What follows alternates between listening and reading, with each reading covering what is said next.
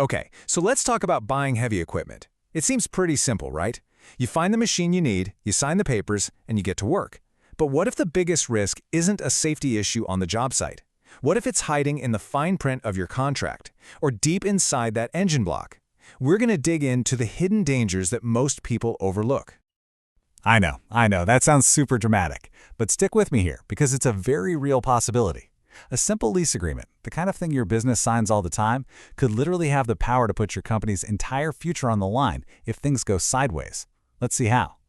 So to really get this, we're not starting on a dusty construction site. Nope, we're heading into a courtroom. This is a real-life legal drama, and it's the perfect example of how a totally standard business deal can spiral into a huge fight over who's on the hook for a whole lot of money.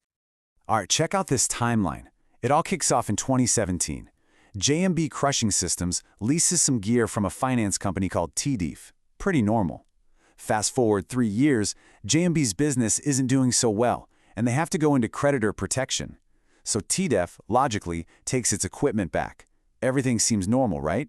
But then, wham!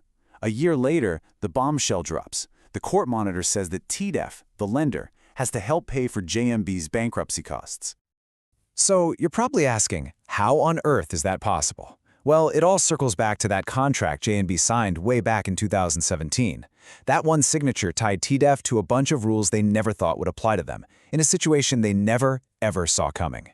The whole thing, the whole case, and whether TDEF was going to be stuck with a massive bill, all boiled down to one single, surprisingly tricky legal question.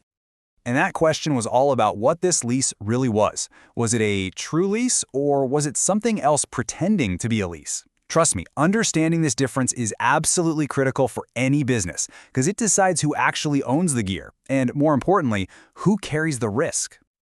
Okay, so a true lease is pretty much what you think. It's a straight-up rental. TDEF owns the equipment, JMB just pays to use it. You use it, you give it back. Simple. And if the renter goes bankrupt, generally that's not the owner's problem. But a financing lease, well, that's a whole different animal. It's basically a loan in disguise, a way to buy the equipment over time. The company using it is building equity, and the lender, they're acting like a bank. And here's the kicker. In a bankruptcy, those kinds of lenders can be forced to chip in for costs. And that, right there, is why TDEF was suddenly in a world of financial hurt. So how in the world does a judge tell the difference? They don't just read the title that says lease at the top of the page. Oh no. They pull out this crazy, detailed 16-point checklist to figure out what the agreement is really doing.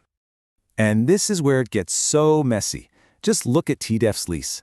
On one hand, you had a few points for it being a true lease. For example, JMB couldn't just buy the gear for $1 at the end of the term. But then you look at other factors. JMB picked out the specific equipment, and the total payments were almost the same as buying it outright. And bam, those things scream financing lease. The whole thing was a confusing mess pointing in 2 different directions. So what's the big takeaway here? It's simple. The name you put on the contract means nothing.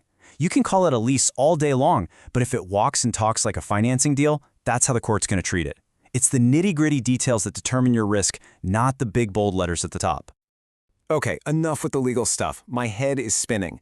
Let's get our boots dirty and talk about the actual machine. Because trust me, a bad engine can drain your bank account just as fast as a bad contract. Your due diligence isn't done yet. I just love this quote, and it comes from Reddit of all places. The fluids in a machine are similar to its vital signs. That's brilliant, right? It means you gotta play detective and give that machine a full physical before you ever pull out your wallet. So here's your 6-point battle plan. 1. Check the hours. Does the machine's story check out with its age? 2. Get your hands dirty and inspect those fluids. Are they clean or milky? 3. Fire it up and watch the exhaust pipe.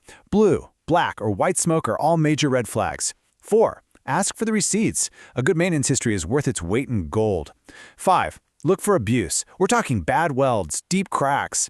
And finally, number 6, and this is a big one. Get your own operator to test drive it. Never ever just take the seller's word for it.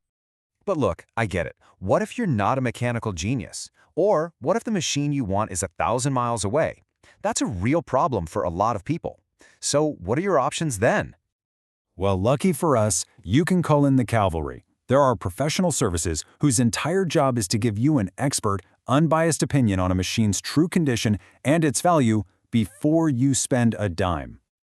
Basically, you've got two flavors. There's the desktop appraisal, it's quick, it's cheap, and the appraiser works off photos and data you send them. It's great in a pinch, but if we're talking about a serious investment, the on-site appraisal is the gold standard. That's when an expert physically goes out there, kicks the tires, and verifies everything with their own eyes. So when should you shell out the cash for this? Absolutely for an auction buy, where you often can't do a full test. Also, you should do it when the seller's own report just sounds a little, too good to be true. For any high-value machine where a mistake would be a disaster, it's cheap insurance.